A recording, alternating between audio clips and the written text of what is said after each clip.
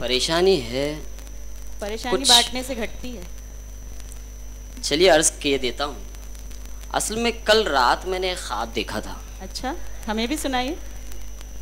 जब से वो ख्वाब देखा है बड़े परेशानी में, एक अजीब मुअम्मा है, हल ही नहीं हो पा रहा है। क्या आप कुछ मदद करना चाहेंगी? पहले आप ख्वाब तो सुनाइए। हाजरीन, मैंने मेरे ख्वाब में देखा कि वाल्मीकि आए थे। अच्छा, खुश नसीब हैं आप। हर किसी के ख्वाब में नहीं आते वो। ये तो अल्लाह का शुक्र है, लेकिन उन्होंने जो बातें की उससे तो मेरी परेशानी बढ़ गई है। वो काफ़ी परेशान खुद भी नज़र आ रहे थे। मैं उनकी परेशानी का सबब समझ ही नहीं पा रहा था। फिर भी जब मुझसे रहा नहीं गया तो मैंने आखिरकार पूछ ही लिया कि क्या बात है, आप क्यों इतना परेशान हैं, कि कोई फिक्र लाहक है? तो वाल्मीकि ने कहा कि शायद रामायण लिखने में मुझसे कोई गलती हो गई है। मैंने तो रामायण में सिर्फ एक ही रावण का जिक्र किया था, लेकिन आज मैं आसमान से देख रहा हूँ यहाँ तो कई रावण हैं, और हर इंसान राम के भेष में रावण ही रावण। अब यही मुअम्मा मैं हल नहीं कर पा रहा हूँ कि वाल्मीकि असल में ये किस जानिब इशारा कर रहे थे। क्या आप कुछ इसमें रोशनी डाल सकती हैं? बेशक, वाल्मीकि एक ज़हीन शख्स रहे होंगे। बिल्कुल। उन्होंने इशारों में बड़ी गहरी बात की है जो मैंने समझ ली है। अच्छा। 100 तरह की धूम मचाता है मीडिया, बेगाना हो के अपना बनाता है मीडिया। मुकर्ररा आ रही हैं शेख जुनैरा मोहम्मद मुकीम। उन्वान है मीडिया ट्रायल एक मुतवाज़ी अदालत, शेख जुनैरा मोहम्मद मुकीम। क्या इनके पास तमाम रावणों की फहरिस्त है? शायद इनसे हमको कुछ मज़ीद रहनुमाई मिल सकेगी। देखते हैं उनका क्या ख्याल है। आ जाइए तालिबा, शेख जुनैरा।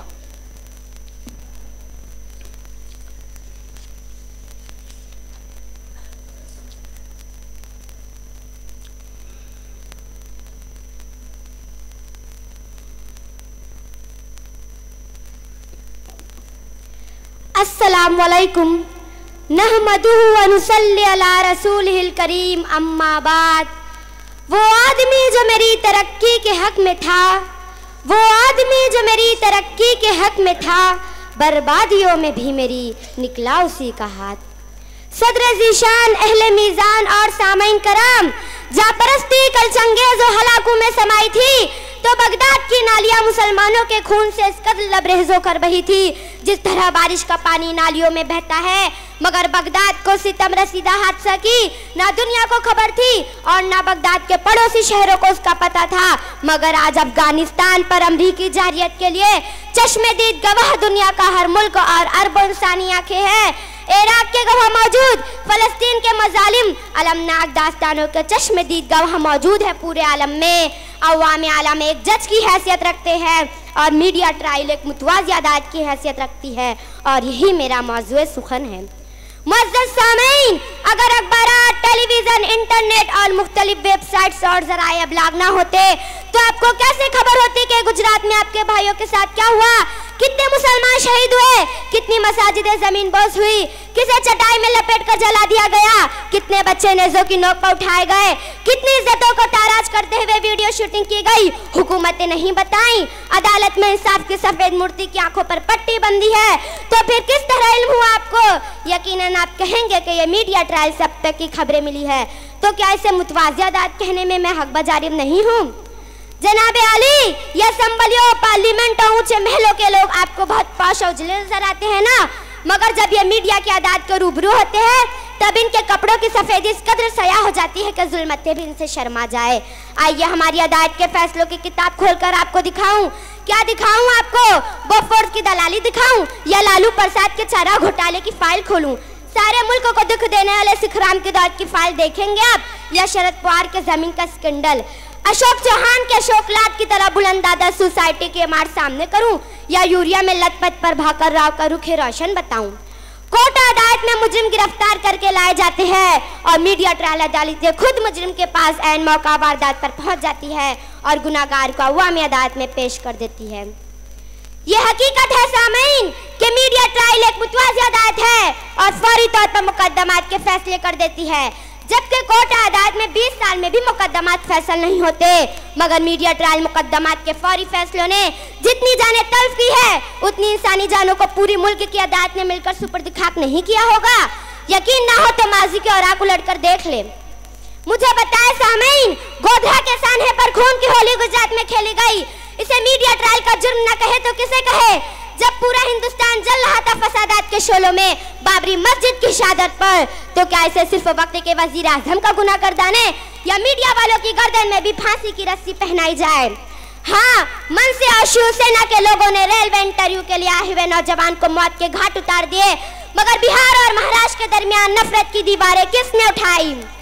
तुम्हारे दामन के दाग है मीडिया वालों कि कभी हैदराबाद का चार मीनार अपनी ज़बूहाली पर आबदीदा है, कभी आसाम मुसलमानों की 10,000 लाशों पर नौहाख्वा है, कभी जमशेदपुर हिंदू मुस्लिम लाशों पर किस्सा ख्वानी बाजार का समा पेश करता है, तो कभी ट्रेन धमाकों, मुंबई सिलसिलावार बम धमाकों से उरुसुल बलाद मर्सिया ख्वानी करता है।